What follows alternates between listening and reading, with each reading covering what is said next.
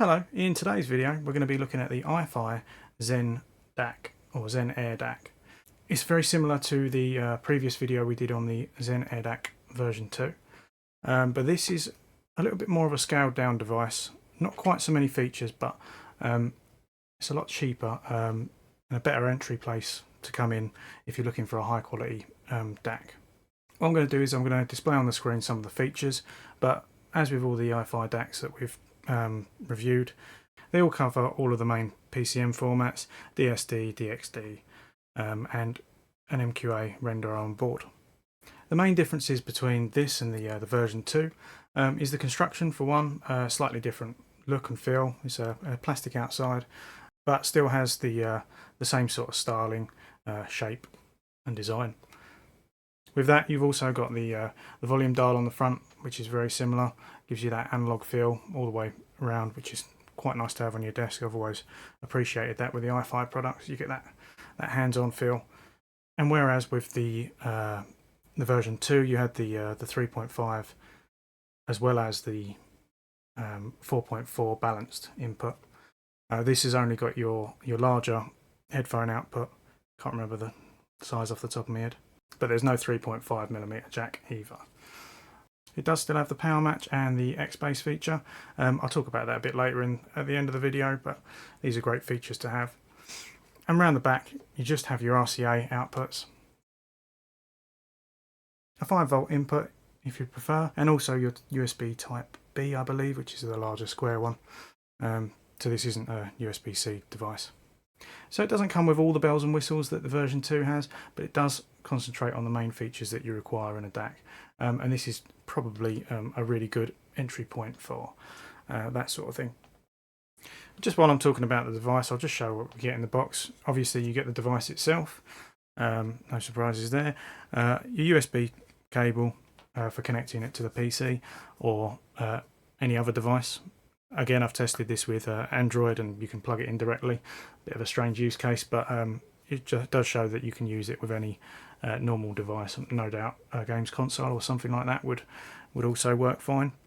You also get a kickstart guide and a simple warranty card, and that's all there is in the box. As I say, quite minimalist, but straight to the point of pretty much everything you need. So let's move straight on into the testing side of things. As you can see from the charts here, it's very, very similar to the ZEN version 2.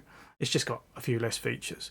We're seeing the similar sort of nice sharp curve that we see with all the iFi DACs, that they are very clean and very precise with the sound, showing that sort of belly trough, which is their signature sort of output of sound, which I think is very, very clean and tidy. I tested with both channels, with and without the X-Bass, and again we're seeing very, very similar outputs to what I had with the version 2. Once again, a nice tight sound from an iFi DAC, which is what I've grown to expect really. So in review, I actually spent a lot longer on this review than I was expecting. I actually got COVID and yeah, had it for a lot longer than I was anticipating. During that time, I've just built a new PC and I'm really hoping that the sound all matches up to what my normal quality is. So if there is any problems, I apologise. But it also coincided with the release of Starfield. So even though I had no voice to do a review, I had a real opportunity to dive into that, really enjoy that game with this device. And that really is a massive use case for a device like this.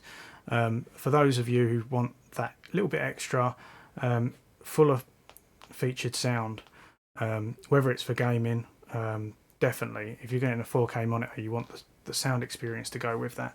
Or if you're just into your audio, your movies, this is a perfect entry-level DAC for anyone wanting to get that sound experience that you get with something that's a very, very well priced device and just covers exactly what you need, which is basically your headphone output and your RCA, which is going to cover most devices, unless you get a bit more specialised and wanting a bit more, where your version 2 is definitely your option then to bring in them extra features if you need them. As I've said before, I've got open back headphones, and the X-Bass always bridges that little bit of a gap that you get with open back headphones and gives you that fuller sound that you'd like to expect. The power matcher also, I always find, seems to work quite well. It seems to just give you a better sound across the spectrum.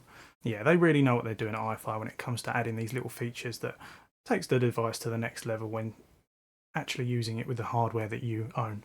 So my final thoughts, really well placed device in the market for the price, and great for anyone just getting into high res, high quality audio.